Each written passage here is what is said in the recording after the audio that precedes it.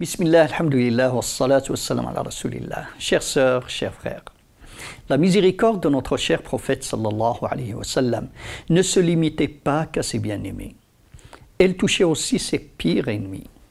Il a été persécuté, humilié, frappé par les siens. Alors qu'il essuyait son visage couvert de sang, il disait « Ô Allah, pardonne à mon peuple, car il est ignorant. » L'ange de montagne est venu le voir quand il était de retour de Taïf.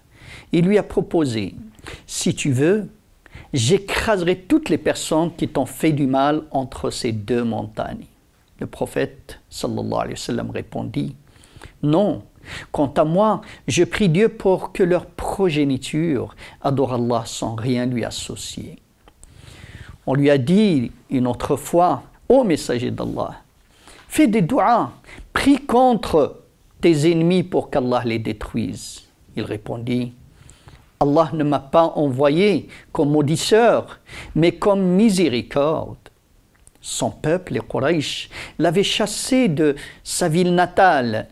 Au moment où il se préparait à quitter la Mecque, il a laissé son cousin Ali dans sa chambre. Vous savez pourquoi?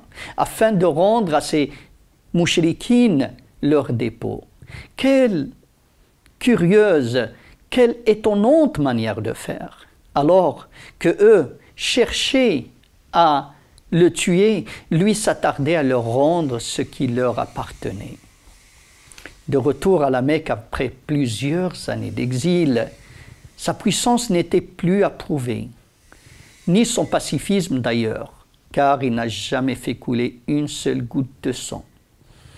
Lors de son entrée à la Mecque, tête baisse par humilité et reconnaissance à Allah, les gens de Quraysh qui lui avaient fait subir à lui et à ses compagnons les pires atrocités étaient tous réunis devant la Kaaba alors qu'ils avaient très peur durant l'attente qui précédait son jugement. Enfin, le prophète de la miséricorde leur dit « Aujourd'hui, Allah vous pardonne tous vos péchés. Vous êtes tous libres. Vous êtes tous libres. » Jamais l'humanité n'a connu ni ne connaîtra une réelle amnistie générale comme celle que Mohammed sallallahu alayhi wa sallam a offerte à ses ennemis. Un de ses lieutenants, Sa'd ibn Ubada, qui avait dit à Abu Sufyan « Aujourd'hui c'est le jour de l'Malhama, aujourd'hui c'est le jour du massacre. Aujourd'hui Allah va humilier Quraysh. » Quand le prophète sallallahu alayhi wa sallam entendit cela, il retira le drapeau que portait Sa'd et le donna à son fils Qais et répondit « Non, aujourd'hui c'est le jour de l'Marhama, c'est le jour de la grande miséricorde. Aujourd'hui Allah a donné la dignité à Quraysh. » Ce ne peut être qu'un cœur empli d'amour, de bonté et de miséricorde, qu'un cœur vide de haine et de méchanceté qui puisse s'exprimer ainsi, chères sœurs, chers frères. Un autre exemple, et cette fois-ci à Médine, Abdullah ibn Ubay, le chef de file des hypocrites, qui a proclamé l'islam en apparence et qui a maintes reprises exprimé son hostilité envers le prophète et les musulmans en général.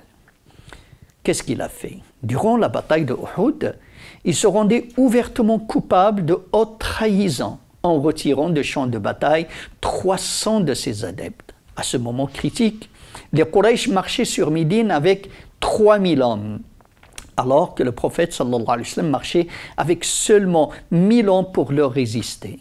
De ces 1000 hommes, cet hypocrite en retint 300. Et le saint prophète sallallahu alayhi wa sallam n'avait plus que 700 pour affronter 3000 soldats armés jusqu'aux dents. Cet hypocrite était toujours mêlé à des complots ou engagé dans des hostilités contre le prophète sallallahu alayhi wa sallam et les musulmans. C'est lui qui avait tenté d'humilier le prophète en incitant ses alliés à accuser faussement son épouse, notre mère, Aïcha, d'adultère, afin de le discréditer, lui et le message qu'il prêchait. Conscient de son hypocrisie et malgré la haute trahison, le prophète de la miséricorde continua à le traiter avec bonté et gentillesse.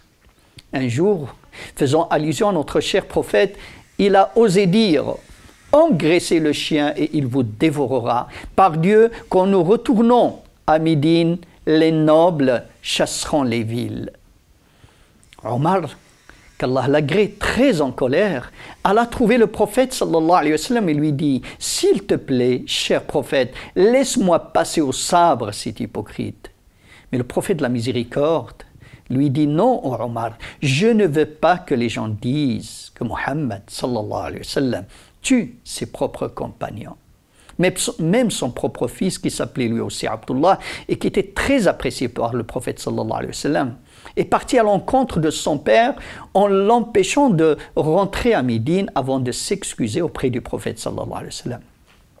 Entendant ce conflit entre un fils et son père, le prophète sallallahu alayhi wa sallam a dit « Dites à Abdullah de laisser son père rentrer chez lui.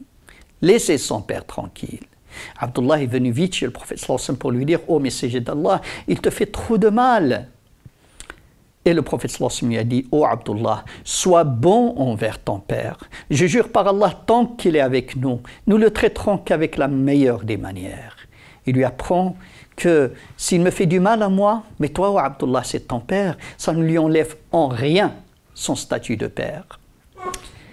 Al-Bukhari rapporte une très très belle histoire dans son authentique d'après Ibn Omar.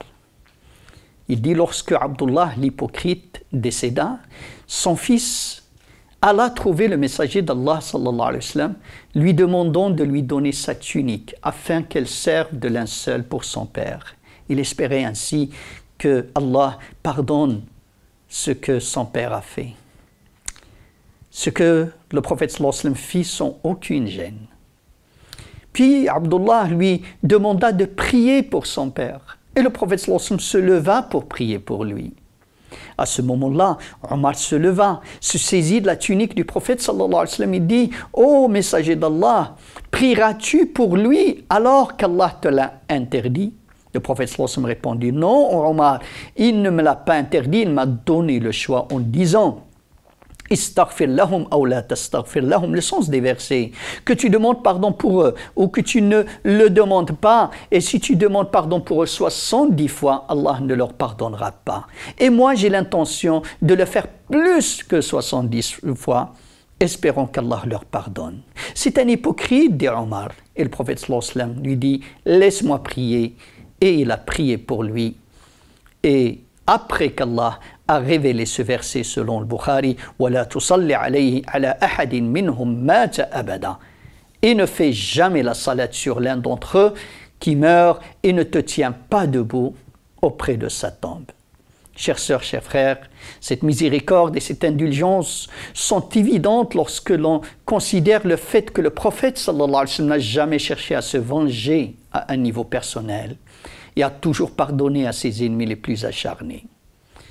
Au plaisir de vous revoir, je vous souhaite de moments pleins de bonheur, de sourire. Wassalamu alaikum wa rahmatullah.